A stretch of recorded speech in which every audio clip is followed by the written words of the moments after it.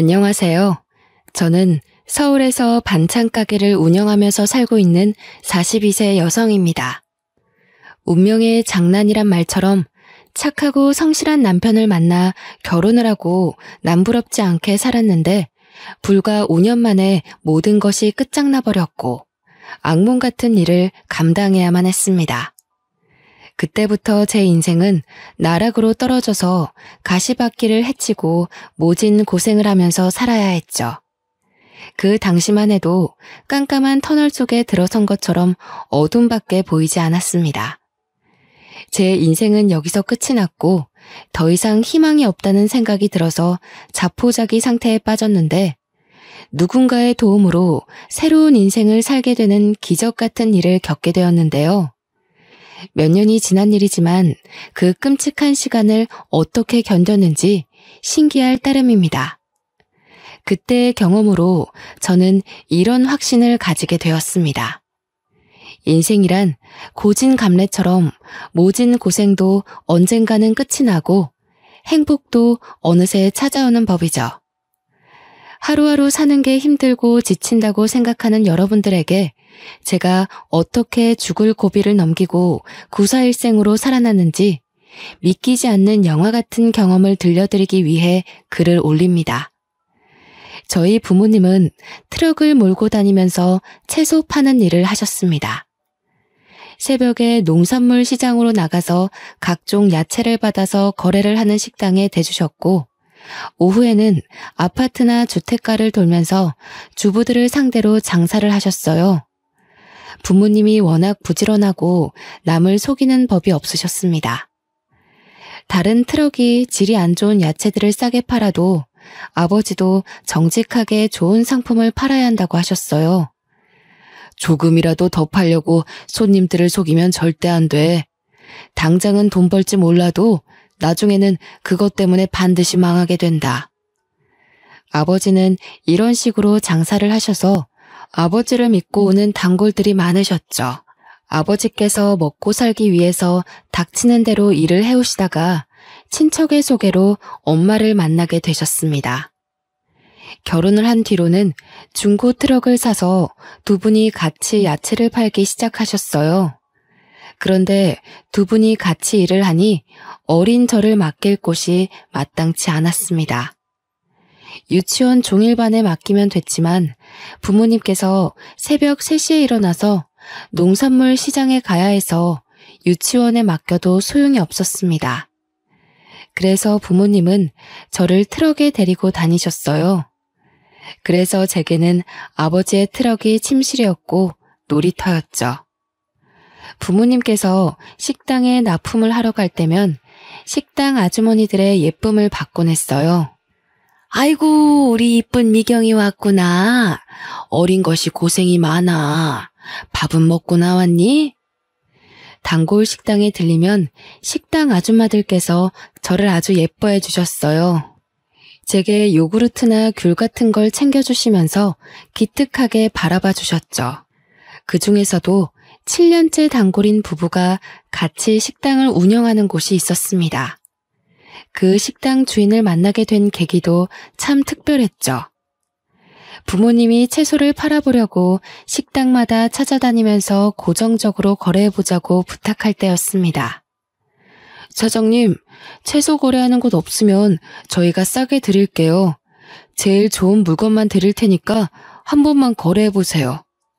아유, 갑자기 와서 왜 그러세요? 우린 채소 대주는 사람이 따로 있어요.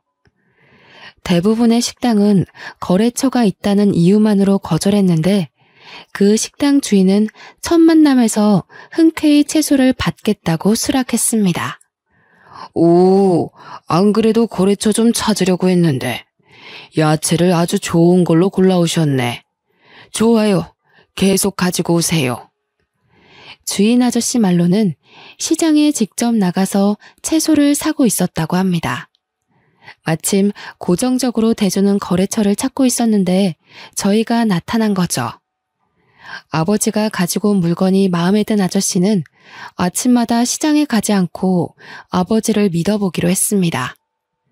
그렇게 시작된 거래가 7년이 넘게 이어지고 있는데요. 그 식당 주인 부부는 아주 좋으신 분들이었습니다. 저를 보면 늘 사탕이나 과자를 챙겨주었고 가끔씩 용돈을 주기도 하였습니다. 그럴 때마다 저희 엄마가 급하게 말려보았지만 소용없었죠. 어이구, 사장님, 그러지 마세요. 애 버릇 나빠져요. 아니에요. 내 딸 같아서 그래요. 미경아, 괜찮아. 어서 받아. 제가 엄마 눈치만 보고 있으니까 주인 아줌마께서 웃으면서 용돈을 주었어요. 그 식당 주인 부부에게는 저와 동갑인 아들이 있었습니다. 시간이 지나서 제가 초등학생이 되자 주인 아줌마께서 농담처럼 저를 며느리로 삼겠다고 하셨죠. 미경아, 너 나중에 누구랑 결혼할래? 아줌마가 제일 좋다며. 그럼 우리 진수랑 결혼해야지. 네, 전 진수랑 결혼할 거예요. 결혼해서 진수랑 아줌마랑 같이 살래요. 어린 마음에 결혼한다는 의미도 잘 모르고 하는 소리였죠. 그럴 때마다 진수가 부끄러워하면서 아주머니 뒤에 숨어 있었는데요. 장사를 하는 부모님 영향을 받아서 그런지 저는 낯을 가리지 않았지만 진수는 아니었습니다. 부끄러움이 많았고 저를 좋아하는 것 같아 보였지만 늘 수줍어하면서 아무 말도 못했어요. 진수의 소극적인 성격은 고등학생이 되자 더 심해졌습니다. 나이를 먹을수록 서로 마주쳐도 피하는 지경에 이르자 제가 먼저 다가가 보려고 노력했습니다. 진수야, 요즘 톡 못 봤는데 잘 지냈어? 오랜만에 마주쳤길래 제가 웃으면서 진수에게 인사를 했죠. 그런데 진수가 얼굴을 붉히면서 도망가 버렸습니다. 그 모습을 본 아줌마도 어이없는 표정을 지으셨는데요. 어이구, 사내 놈이 저렇게 숫기가 없어서 어째. 진수야, 오랜만에 네 여자친구 왔는데 왜 그러냐? 같이 밥이라도 함께 하자고 해야지. 주인 아줌마는 농담 반 진담 반으로 저를 며느리로 점찍어 두고 있었습니다. 고등학생이었지만 방학이 되면서 몸이 불편해진 엄마를 대신해 제가 아버지를 따라다니고 있었거든요. 오래 본 사이이기도 하고 그 모습을 예쁘게 봐주셔서 절 볼 때마다 진수랑 사귀라고 하셨죠. 어른들한테 잘 보이려고 아버지를 따라다닌 것은 아니었습니다. 저도 아버지 뒤를 이을 생각이 있어서 고등학교를 졸업할 쯤에 이야기하였습니다. 아빠, 나 대학 갈 생각 없는데 아빠 대신 장사하면 안 돼? 나도 채소 고르는 법은 다 알아. 뭐? 말도 안 되는 소리 하지 마. 전문대라도 갈 생각을 해야지. 20살도 안 된 기집애가 장사는 무슨 놈의 장사야? 아버지는 제 말을 끝까지 들어보지도 않고 안 된다고 하셨어요. 하지만 저는 매일같이 고생만 하는 부모님이 너무 안쓰러워서 편하게 대학에 갈 수 없었습니다. 대학 등록금을 생각하면 제가 장사를 하는 게 더 속 편했거든요. 더군다나 공부에 관심이 없기도 하였습니다. 고등학교를 다닐 때만 해도 매일 수업 듣고 숙제를 하는 게 지겨웠습니다.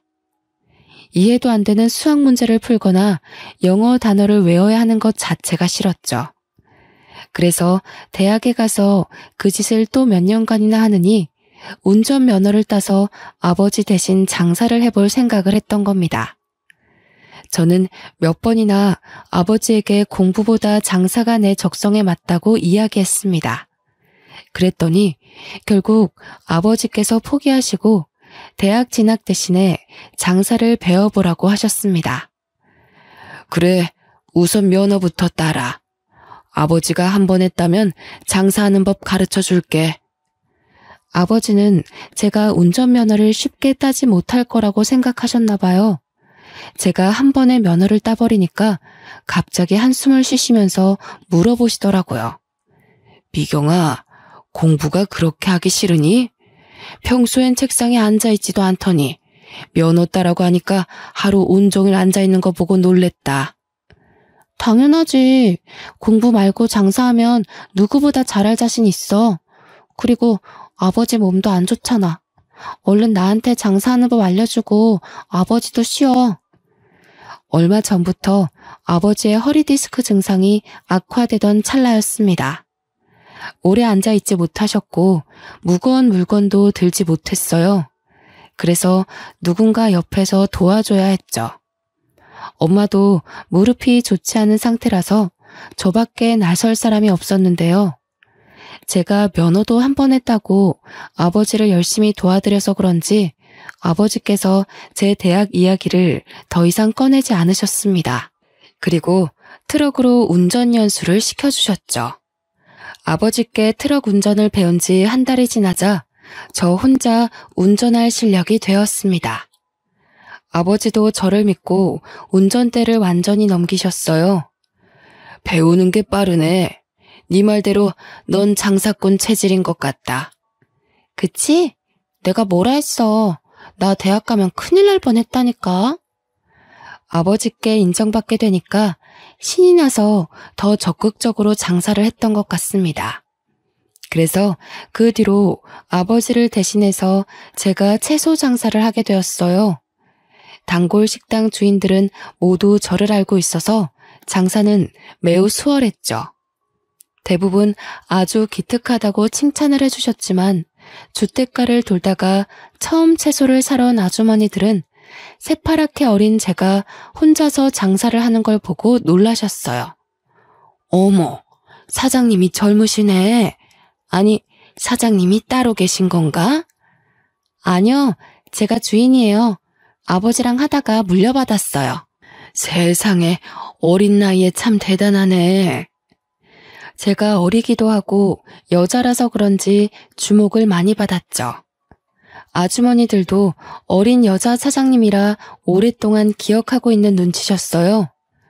오랜만에 들린 동네가 있었는데 야채가 싱싱해서 기다리고 있었다고 하더라고요.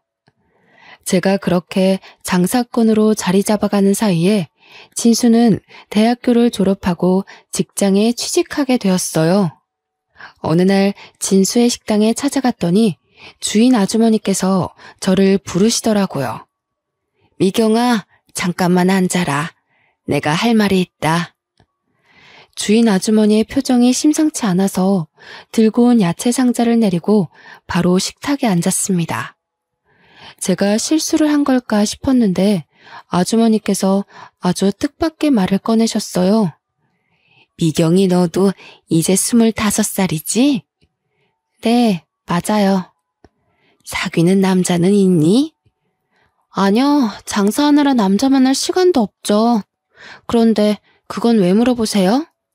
그럼 우리 진수랑 영화 보고 밥 좀 먹고 와라. 네? 갑자기요? 영화랑 밥은 왜? 아니, 진수 이 녀석이 너 좋아하는 것 같은데 끝까지 아니라는 거 있지? 그러면서 너 언제 오냐고 물어보고 어디서 장사하냐고 물어보는데 지겹다 지겨워. 진수가 그랬다고요?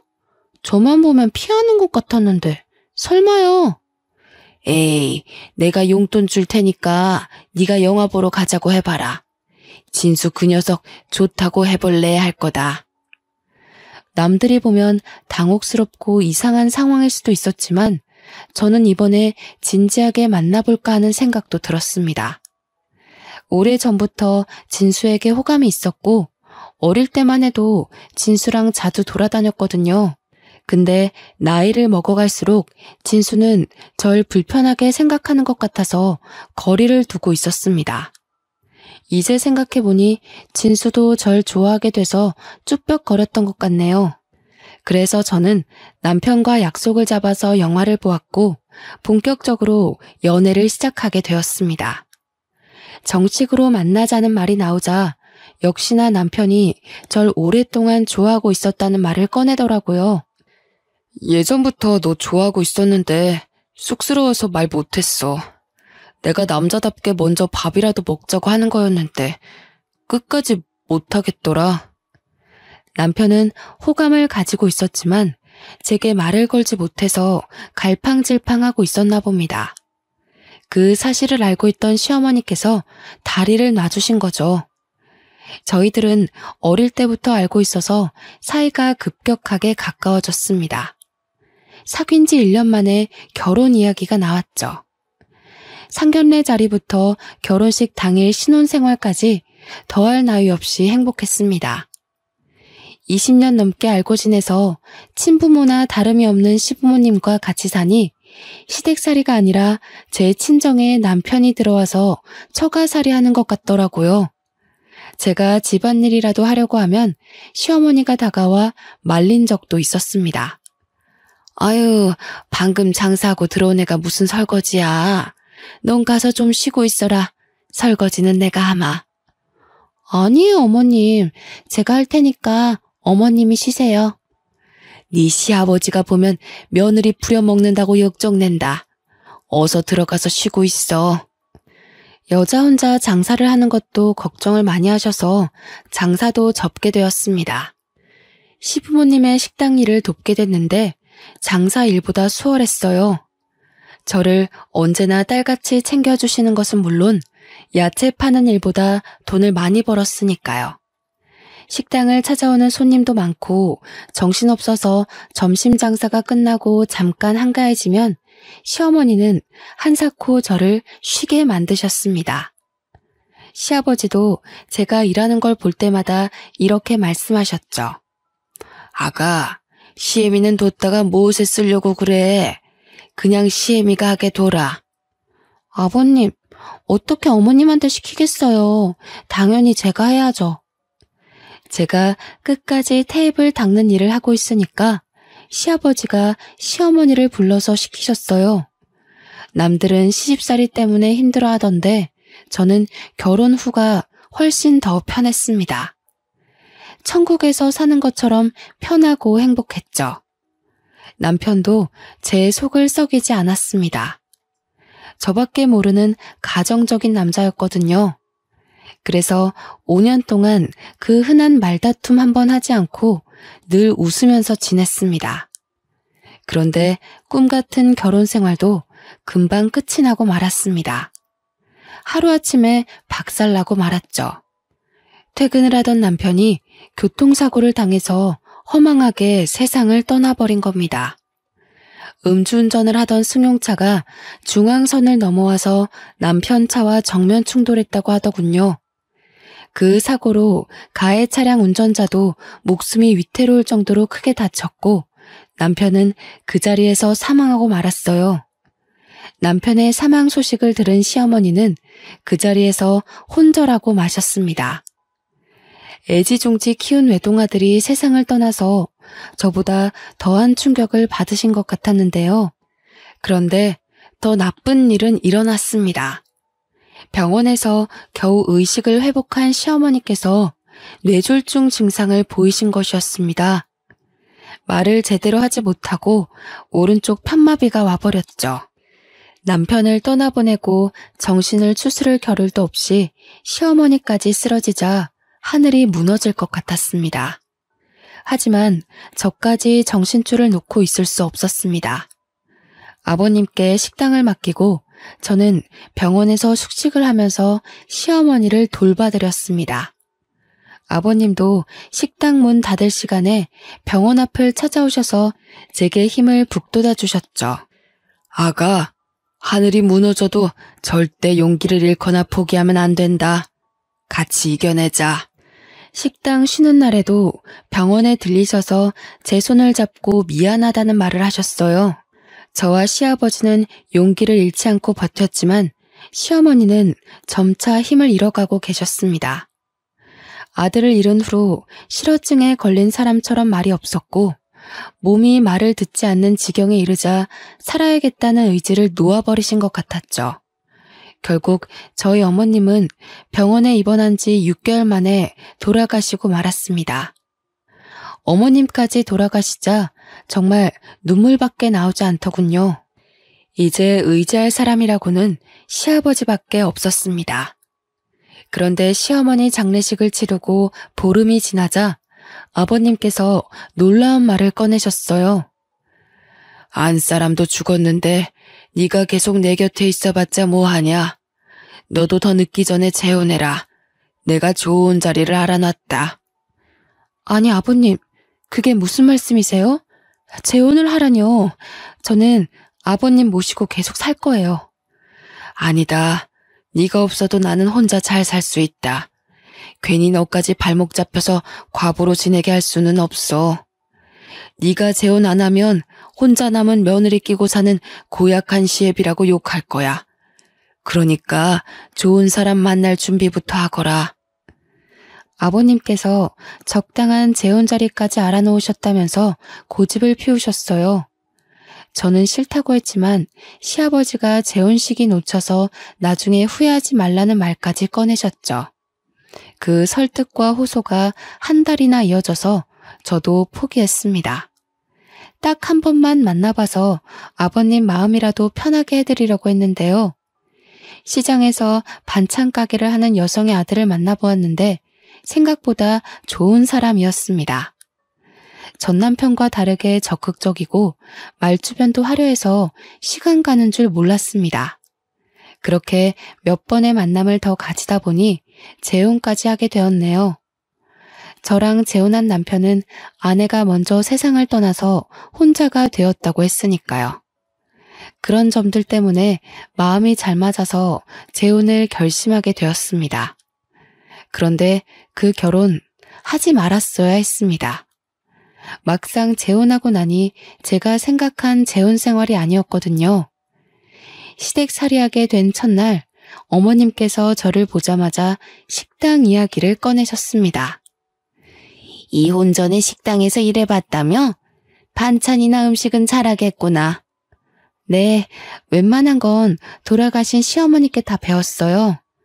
그럼 됐다. 내일부터 가게에 나와서 일 거들어라.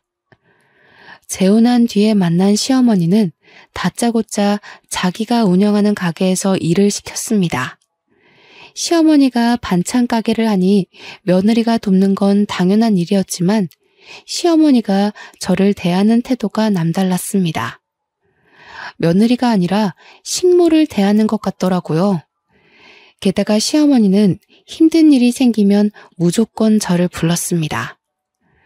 오늘은 총각김치를 담아야 하니 무부터 다듬어 놓고 양념거리 준비해라. 시어머니가 운영하는 반찬 가게는 규모가 상당히 컸습니다. 장사도 잘 되는 편이라서 매일같이 김치를 담아야 했고 여러 가지 반찬거리를 준비하느라 채소를 다듬어야 했어요.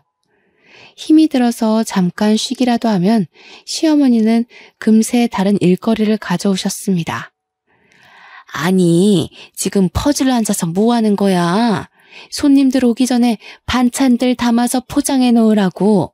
할 일이 많은데 너만 지금 쉬고 있어? 시어머니는 제가 잠깐이라도 쉬는 꼴을 보지 못했습니다. 매일 채소를 다듬고 만지느라 손에 독이 올라서 부르트고 물기 때문에 습진을 달고 살아야 했어요. 무거운 배추며 무 다발을 옮기느라 허리와 무릎에 골병이 들 지경이었습니다.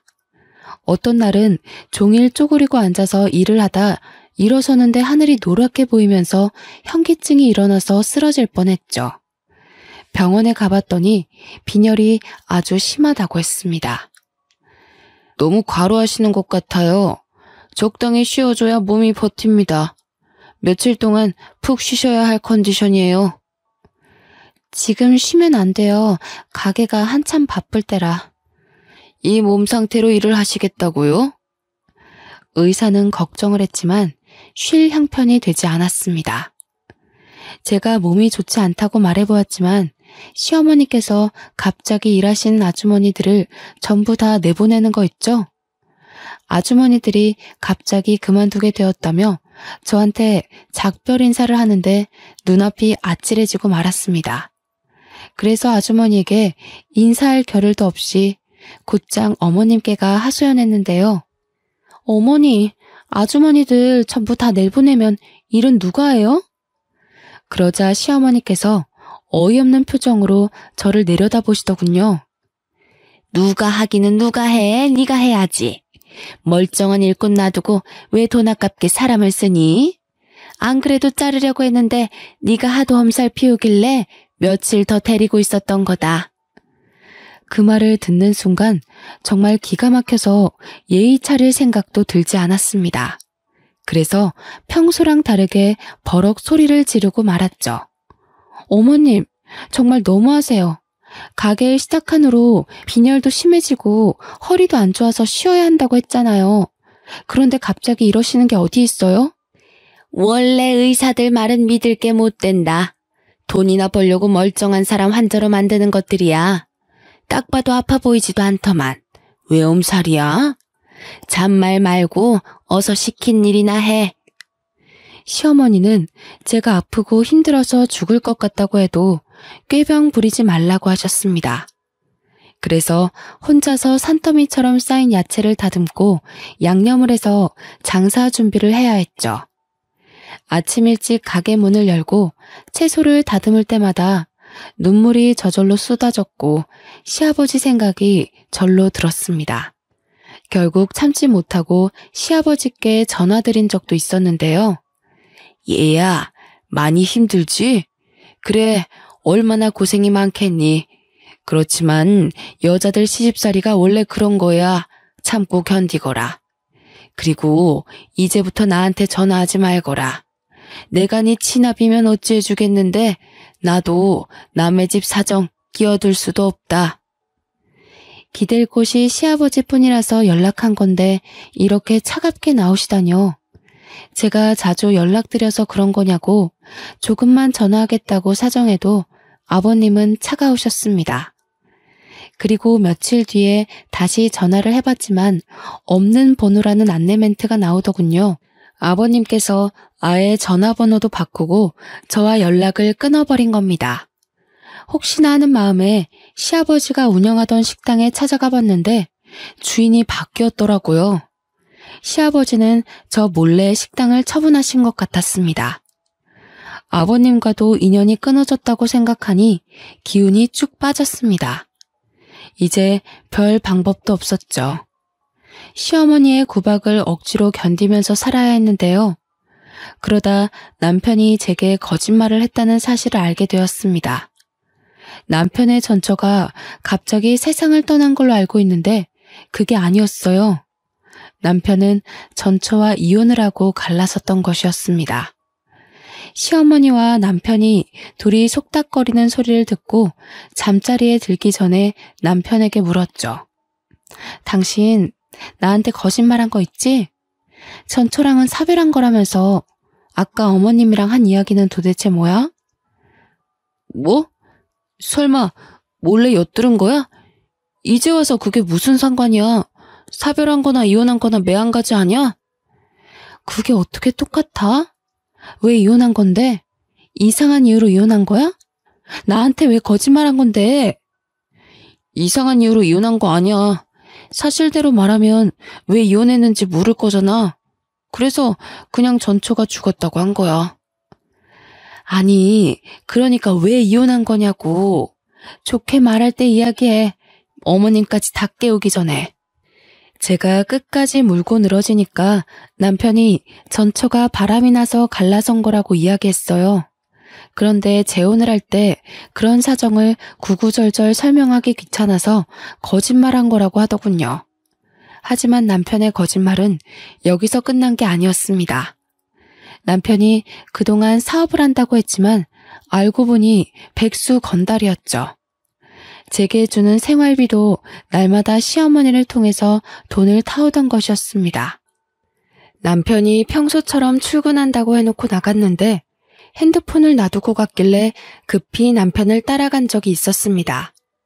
그런데 남편이 PC방에 들어가더니 안 나오더라고요. 혹시나 해서 따라갔더니 남편이 컴퓨터 게임을 하고 있었습니다. PC방 알바생한테 남편에 대해 물으니 단골 손님이라고 하더군요. 딱 봐도 일하러 간다고 해놓고 매일 여기로 온 것 같아 저도 참다 못해 폭발하고 말았습니다. 당신 여기서 지금 뭐 하고 있는 거야? 설마 매일 여기 와서 게임하다가 온 건 아니지? 내가 무슨 거짓말을 했다고 그래. 지금도 사업 준비 중이야. 여기는 어쩌다 한번 온 거라고. 그럼 나한테 말을 해야지. 당신 이혼도 그렇고 도대체 왜 날 속이는 거야? 백수면 백수라고 솔직하게 말해야지. 왜 사업가 행세를 했냔 말이야. 엄마한테 돈 조금씩 받아서 투자하고 있었어. 아무것도 모르면서 따지고 들지 마. 지금 그게 중요해? 날 몇 번이나 속인 거냐고 따지는 거잖아.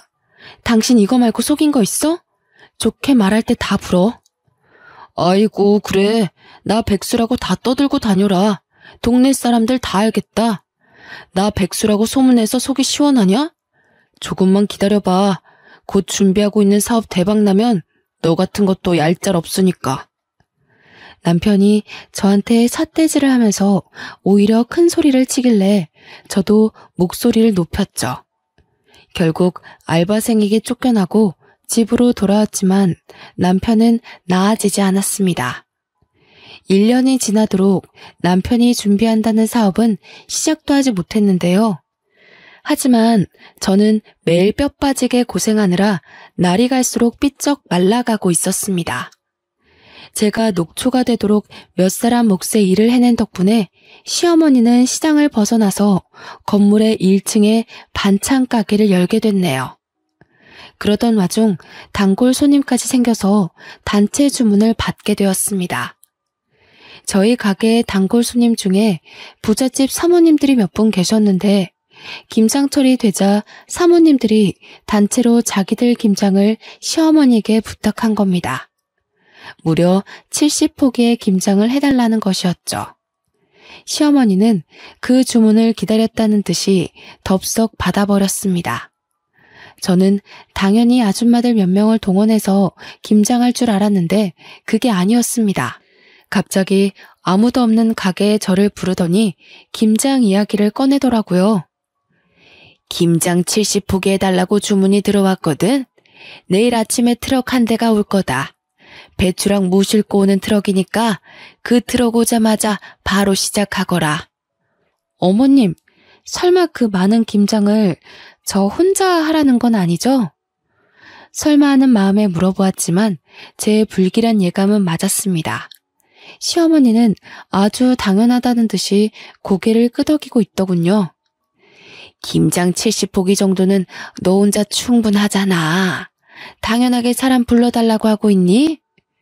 전 어이가 없어서 입이 다물어지지 않았죠. 그 일을 혼자 하다가는 죽을 수도 있겠다는 생각이 들어서 얼른 정신을 차리고 소리쳤습니다. 어머님, 제가 일하는 기계도 아니고 그 많은 김장을 어떻게 혼자 해요? 전 못해요. 아니, 인연이 어디서 눈을 부라리고 대들어? 너 혼이 나야 정신을 차릴 거냐? 어머님께서 앙칼진 목소리로 고함을 지르더니 갑자기 제 뺨을 때렸습니다.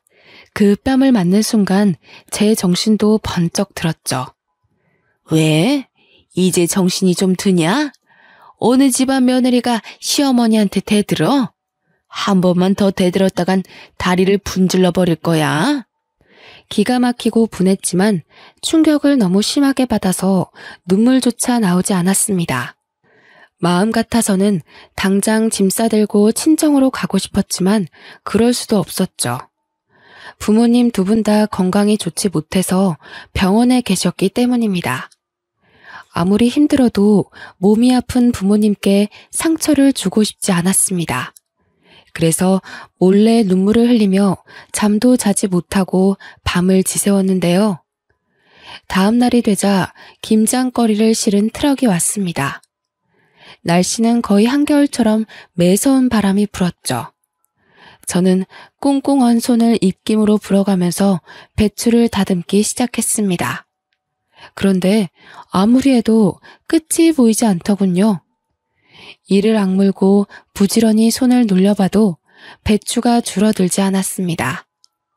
몸은 점점 아파오고 손이 얼어붙어서 감각이 점점 없어지고 있었습니다. 그러다가 무거운 양동이를 들어 올렸는데요. 그 순간 눈앞이 캄캄해지면서 의식을 잃고 말았습니다. 겨우 정신을 차리고 눈을 떠보니 병실에 누워있더라고요. 제 옆에는 낯익은 분이 앉아 계셨습니다. 온화하면서 따뜻한 눈빛으로 쳐다보길래 순간 누군가 싶었죠. 멍하니 그 얼굴을 바라보고 있는데 순간 시아버지라는 생각이 들었습니다. 아버님. 아가, 이제 정신이 드냐? 3년 동안 연락이 끊어져서 무척이나 반가웠어요. 그땐 저를 차갑게 내친 것은 기억도 나지 않고 말도 없이 사라진 것도 떠오르지 않았습니다. 그저 아버님을 만났다는 생각만으로 기운이 나서 시아버지의 손을 꾹 잡았는데요. 제가 왜 이제야 나타났냐고 눈물을 흘리자 시아버지께서 우연히 반찬 가게를 들렀다가 의식을 잃고 쓰러져 있던 저를 발견하고 병원으로 옮겼다고 이야기해 주었습니다. 그래서 저도 모르게 그동안 당했던 일들을 다 이야기해 버렸습니다. 아버님께서 제 이야기를 듣고 가만히 고개를 숙이고 있더니 몇 번이나 한숨을 내쉬더군요. 정말 막대 먹은 사람이구나. 며느리한테 이런 짓을 하다니. 난 그것도 모르고 이제 남남이라고 내쳤으니 말이다. 널 볼 면목이 없다. 시아버지는 제가 어떤 취급을 받으면서 지내는지 나중에 알게 되었다고 하셨어요. 재혼해서 잘 살 거라고 생각했는데 단순한 시집살이를 넘어서서 못된 시어머니와 백수건달인 남편을 만났다는 사실을 알고 급하게 저를 찾아오신 거였죠. 정말 미안하다. 믿을 만한 사람이라서 너한테 소개시켜 준 건데 이렇게 될 줄 몰랐다. 멀쩡히 잘 사는 애를 괜히 재혼시켰다. 내가 잘못했어. 아버님께서 눈물을 흘리시길래 저도 같이 눈물을 흘렸습니다. 그날 하루 온종일 울었던 것 같네요. 시어머니는 다음 날이 돼서야 병원에 오셨습니다. 그리고 제게 김장 걱정부터 꺼내는 거 있죠? 아니, 세상에 김장하다 말고 퍼질러 누워있으면 어쩌자는 거야? 보니까 멀쩡하네. 당장 일어나서 김장하러 가. 그때 잠깐 병실 밖에 나갔다 들어온 시아버지께서 시어머니를 보셨습니다. 저를 다그치는 모습을 보고 대뜸 소리를 치기 시작했죠. 김 여사, 지금 뭐 하는 거야? 당신 때문에 일하다 혼절한 애한테 무슨 말 같지도 않은 소리를 하고 있어. 깜짝 놀란 시어머니는 시아버지를 보더니 바로 고개를 숙였습니다. 아이고, 건물주님이 여길 어떻게 오셨어요? 건물주라니. 시어머니가 아버님께 쩔쩔매는 걸 보고 깜짝 놀라고 말았습니다. 시어머니가 하는 말을 들어보니 아버님께서 저희 반찬 가게가 새 들어가 있는 건물 주인인 것 같더군요. 당신 그렇게 안 봤는데 인간이 아니구만. 당장 내 건물에서 나가. 아이고, 제발 살려주세요. 저희 며느리 생각해서 싸게 세주시기로 했잖아요. 계약서 썼으면서 왜 그러세요? 시아버지의 불호령에 시어머니가 사색이 돼서 싹싹 빌었습니다. 시어머니가 유독 아버님께 약한 이유가 있었습니다. 아버님께서 월세만 싸게 해주신 것이 아니라 시어머니에게 돈까지 빌려줬더라고요. 아버님이 5천만 원짜리 보증금을 대신 내줬는데 시어머니는 몰래 저를 못 살게 굴었던 거죠. 아버님은 은혜도 모르는 년이라고 시어머니를 건물에서 쫓아내겠다고 하셨습니다. 물론 5천만 원도 당장 달라고 소리치셨는데요. 어머님이 그 소리를 듣고 허리를 몇 번이나 숙이며 사과를 하고 있었습니다. 아유, 죄송합니다. 며느리가 꾀병 부리는 줄 알았어요. 다 나을 때까지 설거지도 안 시킬 테니까 이번만 어떻게 봐주시면 안 될까요? 그럼 지금 가서 김장 다 하고 오세요. 그러면 쫓아내진 않을 테니까. 네? 그걸 어떻게 혼자서 해요? 며느리는 젊어서 그렇지 저는 나이 먹을 대로 먹었고. 딱 봐도 우리 며느리 아픈데 일 시켰구만. 싫으면 당장 짐 싸서 나가세요. 아니에요. 할게요. 할 거니까 기다려주세요. 시어머니가 병원을 나서니까 아버님도 감시해야겠다며 따라 나서더군요.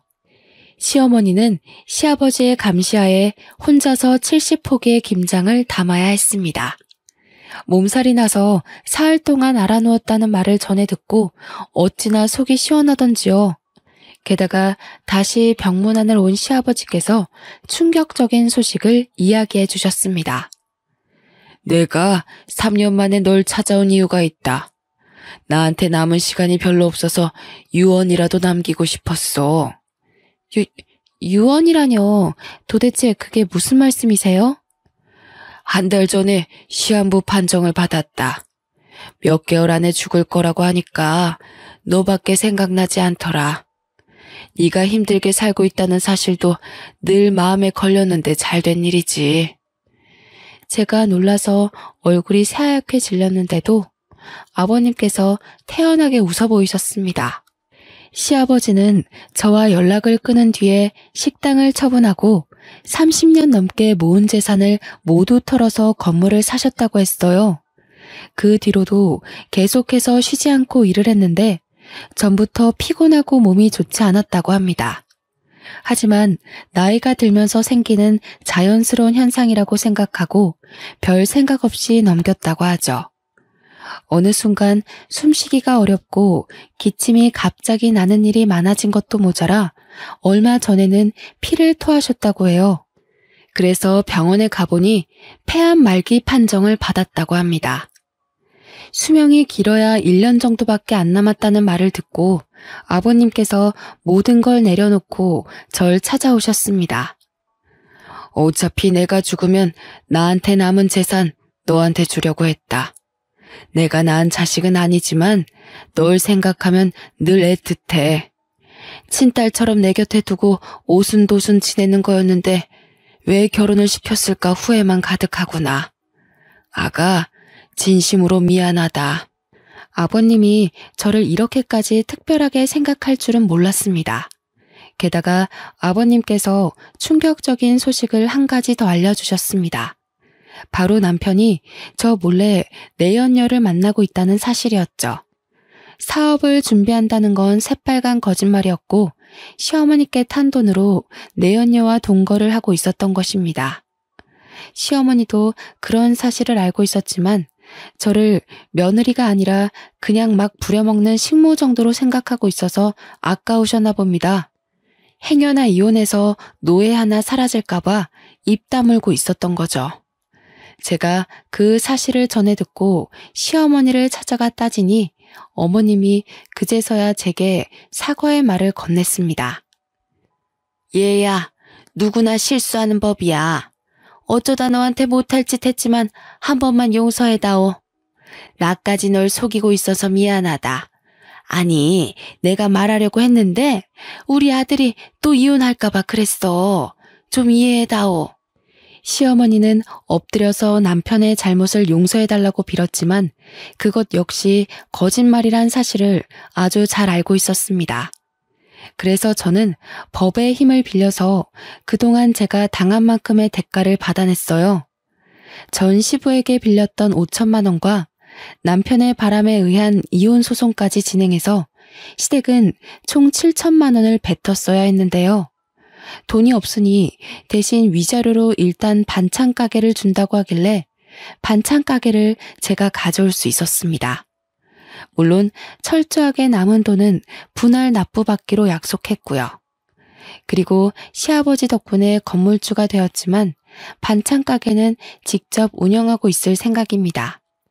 건물주라고 한가하게 놀고만 있지 말라는 아버님의 지시가 있었거든요. 시아버지는 지금 호스피스 병동에서 조용히 여생을 지내시고 계세요. 길어야 1년이라고 했지만 3년이 지난 지금도 제가 보기에는 잘 지내고 계시는데요. 매일 아버님을 찾아뵙고 정성을 다해 돌봐드릴 때마다 기적적으로 아버님의 건강이 좋아져서 같이 살 수 있게 되면 좋겠네요. 그리고 제게 반찬 가게를 넘겨준 시어머니는 알거지 신세가 되어버렸습니다. 아들이 무능하니 돈 벌 궁리가 없어진 거죠. 겨우 장만한 반찬 가게를 제게 넘겨주고 생계가 막막해졌는지 어느 날 갑자기 저를 찾아오기도 하였습니다. 얘야, 이렇게 찾아와서 미안하다. 내가 돈이 없어서 그런데 조금이라도 빌려주면 안 되니? 돈 빌려주면 갚을 수 있으세요? 차라리 제 가게에서 일하세요. 그럼 먹고 살기는 해드릴게요. 대신 김장 70포기 정도 혼자서 하실 생각하셔야 돼요. 시어머니는 어이없는 표정으로 저를 바라보았지만 다른 방법이 없었죠. 제가 할 마음 없으면 돌아가라고 하니 어머님께서 그렇게 하겠다고 말씀하셨습니다. 그래서 지금도 어머님께서 제 반찬 가게에서 죽을 힘을 다해서 일을 하고 있습니다.